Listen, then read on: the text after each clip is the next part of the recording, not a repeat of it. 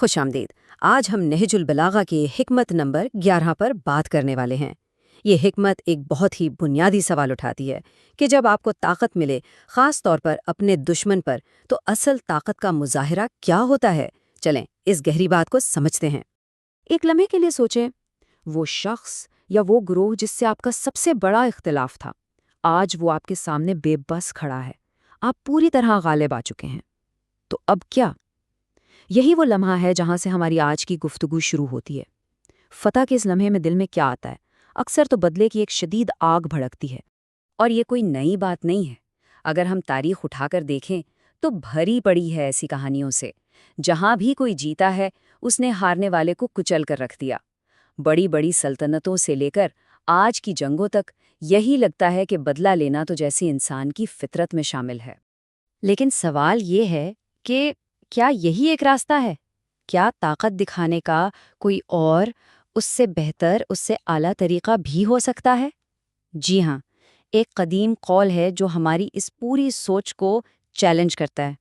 چلیں دیکھتے ہیں کہ وہ کیا ہے۔ امام علی علیہ السلام نہج البلاغہ کی حکمت نمبر 11 میں فرماتے ہیں، اگر تم اپنے دشمن پر قابو پا لو تو اس پر قابو پانے کی قدرت دینے پر خدا کا شکر ادا کرنے کے طور پر اسے معاف کر دو۔ یعنی یہ قول تو فتح کا پورا مطلب ہی بدل دیتا ہے۔ یہ انتقام کی بات نہیں کر رہا، بلکہ ایک بالکل مختلف سمت دکھا رہا ہے۔ اچھا، تو یہ بات سننے میں تھوڑی عجیب لگ سکتی ہے نا، کہ طاقت ملے تو معاف کر دو۔ اس کے پیچھے منطق کیا ہے؟ آئیے ذرا اس خیال کی گہرائی میں اترتے ہیں۔ تو دیکھیں، یہاں دو راستے بالکل صاف نظر آ رہے ہیں۔ ایک راستہ ہے طاقت کے نشے میں انتقام لینے کا، یہ غصے اور انا کی تسکین ہے۔ لیکن دوسرا راستہ ہے طاقت ہوتے ہوئے معاف کر دینے کا، اور یہ خود پر قابو پانے اور عظمت کا راستہ ہے۔ یہ قول ہمیں ان دونوں کے درمیان فرق سمجھا رہا ہے۔ اور یہاں ایک بہت ہی اہم نکتہ ہے، اصل معافی ہوتی ہی تب ہے جب بدلہ لینے کی پوری طاقت ہو۔ اگر طاقت ہی نہ ہو تو پھر معافی کیسی؟ وہ تو مجبوری کہلائے گی، بے بسی کہلائے گی، اس کا کوئی کریڈٹ نہیں ہے۔ اصل امتحان تو تب ہے جب سب کچھ آپ کے ہاتھ میں ہو اور تب آپ معاف کرنے کا انتخاب کریں۔ تو اس حکمت نے پورا زاویہ ہی بدل دیا۔ اب معافی کا مقصد دشمن پر رحم کرنا نہیں رہا، بلکہ یہ اس طاقت کا شکر ادا کرنے کا ایک طریقہ بن گیا جو خدا نے آپ کو دی۔ یعنی یہ عمل باہر کی طرف نہیں، اندر کی طرف ہے۔ یہ دشمن کے بارے میں کم اور اپنے خدا کے ساتھ اپنے تعلق کے بارے میں زیادہ ہے۔ یہ تو ہوئی نظریاتی بات، لیکن کیا یہ اصول کبھی عملی طور پر بھی اپنایا گیا؟ بالکل۔ آئیے تاریخ سے ایک زبردست مثال دیکھتے ہیں جو اس حکمت کو بالکل زندہ کر دے گی۔ یہ واقعہ ہے جنگ جمل کا۔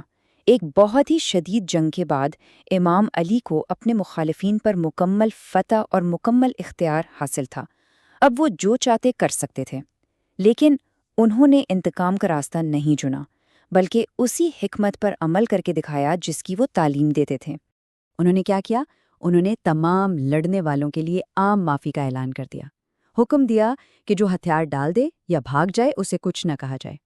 یہاں تک کہ اپنے سب سے بڑے، سب سے سخت مخالفین جیسے مروان بن حکم، انہیں بھی معاف کر دیا، اور مخالف لشکر کی رہنما حضرت عائشہ کو پوری عزت اور احترام کے ساتھ ان کے گھر واپس پہنچایا۔ تو یہ عمل خود بتا رہا ہے کہ ان کے لیے صرف کہنے کی باتیں نہیں تھیں، بلکہ ان کا زندگی گزارنے کا طریقہ تھا۔ تو اس مثال سے ہم اس حکمت کے بالکل مرکز میں پہنچ جاتے ہیں، اور وہ یہ ہے کہ فتح کا اصل مطلب ہے کیا؟ یہ حکمت ہمیں یہ سکھاتی ہے کہ سب سے بڑی جنگ کسی باہر کے دشمن سے نہیں ہوتی، نہیں، سب سے بڑی جنگ تو انسان کے اپنے اندر ہوتی ہے، اپنے غصے، اپنے غضب، اپنی انتقام کی آگ کے خلاف۔ یہی اصل جہاد اکبر ہے۔ تو پھر اصل فتح کیا ہوئی؟ اصل فتح تب ہے جب انسان اپنی انا کو شکست دے دے، جب انتقام پر قابو پا لیا جائے اور دل کو سکون مل جائے۔ تو بدلے کے بجائے معافی کا انتخاب کرنا یہ کمزوری نہیں، یہ تو طاقت کا سب سے بڑا، سب سے حتی مظاہرہ ہے۔ تو آخر میں یہ سوال ہماری سوچنے کے لیے رہ جاتا ہے کہ سب سے بڑی فتح کس پر ہے؟ کسی مخالف پر یا خود اپنے نفس پر؟ امید ہے حکمت کا یہ تجزیہ پسند آیا ہوگا۔ اگلی حکمت کی گہرائیوں کو سمجھنے کے لیے ہمارے ساتھ جڑے رہیے اور سبسکرائب کریں۔